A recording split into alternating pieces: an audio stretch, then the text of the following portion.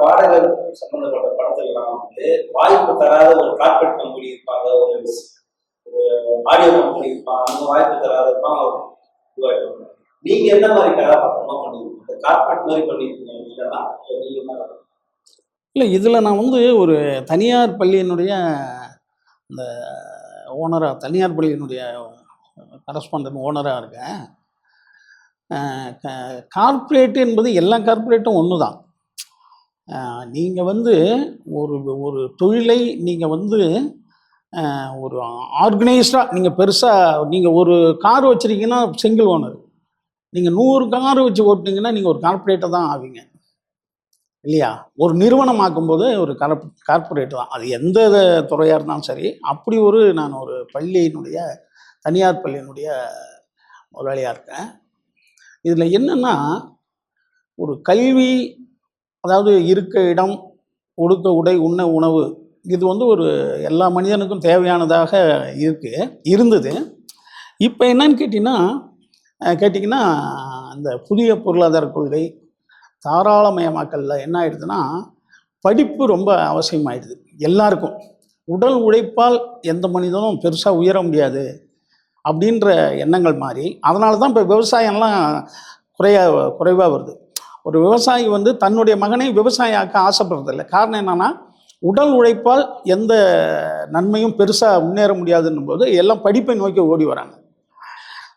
அந்த படிப்பை நோக்கி ஓடி வரும்போது என்ன ஆகுதுன்னா, ஒரு அவசியம் வந்து அத்தியாவசியமாக மாறி, அதுக்கு பிறகு என்னன்னா அது வந்து ஒரு வியாபாரமாக மாறுது. இப்போ கல்வியும் வியாபாரமாக மாறுது. காரணம் என்னன்னா, எல்லாம் அதை நோக்கி ஓடும்போது அது ஒரு வியாபாரமாக மாறுது. எந்த ஒரு நல்ல விஷயமும் வியாபாரமாக மாறும்போது அது வந்து மிகப்பெரிய ஊழலும் மிகப்பெரிய அநியாயங்களும் உள்ள நடந்துகிட்டு தான் இருக்கும். அது மாதிரி தான் இன்றைக்கி வந்து கல்வியும் மருத்துவமும் வந்துக்கிட்டு இருக்கு. காரணம் என்னென்னா, சாதாரண விஷயங்களுக்கெல்லாம் இன்றைக்கி வந்து மருத்துவத்தை தேடுறாங்க. முன்னாடி வந்து என்னென்னா, ஒரு சாதாரண தலைவலின்னு வைங்களேன், ஒரு பாட்டியே வந்து ஒரு கஷாயம் போட்டு கொடுத்துரும். ஒரு தலைவலியாக நொச்சி இலையை கொதிக்க வச்சு இது பண்ணிடும்.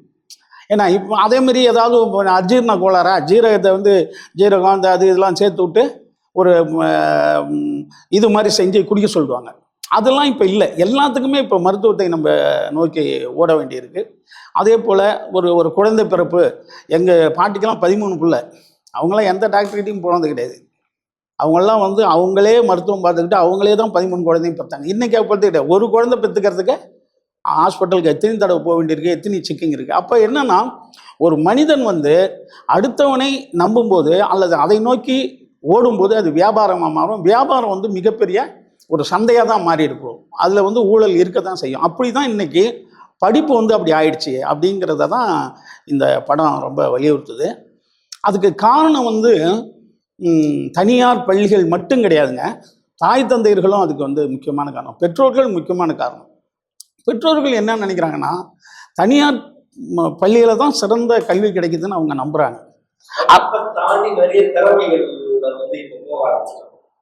போறாங்க.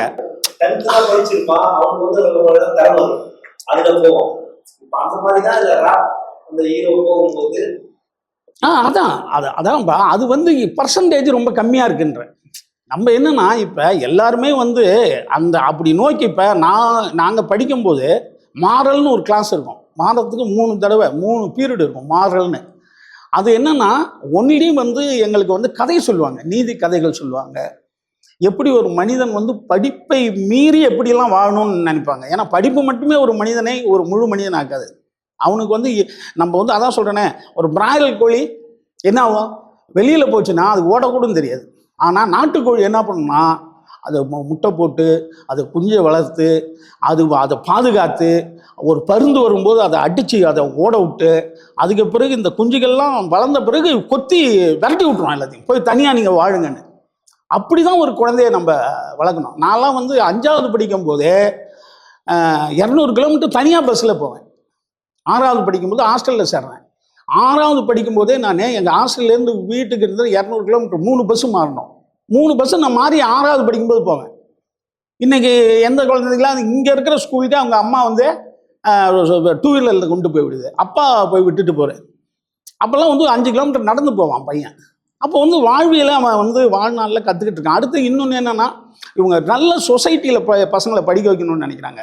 அப்போ என்னென்னா, அந்த கிளாஸில் இருக்கிற பசங்களே படிக்கிறானுவ. அவனுக்கு ஒரு ஏழை மாணவன் எப்படி இருப்பான்? நாங்கள் படிக்கும்போது என்னென்னா, அந்த ஊரில் இருக்கிற பண்ணையார் பையனும் அங்கே தான் படிப்பான், ஒரு சாதாரண விவசாயி பையனும் அங்கே தான் படிப்பான், ஒரு மிடில் கிளாஸ் பையனும் அந்த கிளாஸ்லேயே இருப்பான்.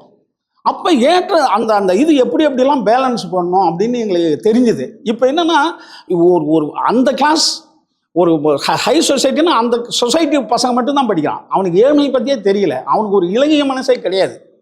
அப்போ என் வாழ்க்கையை கற்றுக்காம ஒன்லி அவன் படிப்பை டெக்ஸ்ட் புக்காக மட்டும் இருக்கும்போது அவன் இந்த வாழ்க்கையை எதிர்கொள்ள தெரியல, அவனுக்கு போராட தெரியல. அவனை ஈஸியாக ஒன்று கிடைச்சிருச்சுன்னா அது வாழ்ந்துடுறான், அப்படி இல்லைன்னா அவன் ரொம்ப மோசம் போடுறான்.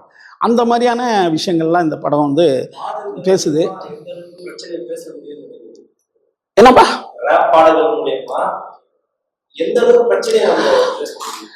அதான் சொல்றேனே, எந்த கலையும் சாதாரண மனிதனுக்கு போராடிச்சுன்னா, அது நாடகமாக இருக்கலாம், அது ஒரு பேச்சாக இருக்கலாம், அது ஒரு பாடலாக இருக்கலாம். இப்போ மைக்கேல் ஜாக்சனுடைய பாடல்கள் முழுக்க முழுக்க பாதிக்கப்பட்ட மக்களுக்காக பாடியது தான்.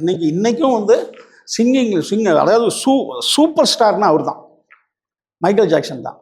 அவர் பாடல்கள் எல்லாமே வறுமையானவர்களுக்கு, ஏழைகளுக்கு தான் அது போராடிச்சு. அப்போ எந்த கலையும் ஒரு சாதாரண மக்களை நோக்கி அவனுடைய முன்னேற்றத்துக்காக பாடுபட்டுச்சுன்னா அது நீண்ட நாள் இருக்கும், அது சிறந்த கலைப்படைப்பாக இருக்கும். அதில் இந்த ஹீரோ அர்ஜுன் அப்படி ஒரு சிறப்பான ஒரு வேடம் பண்ணியிருக்காரு.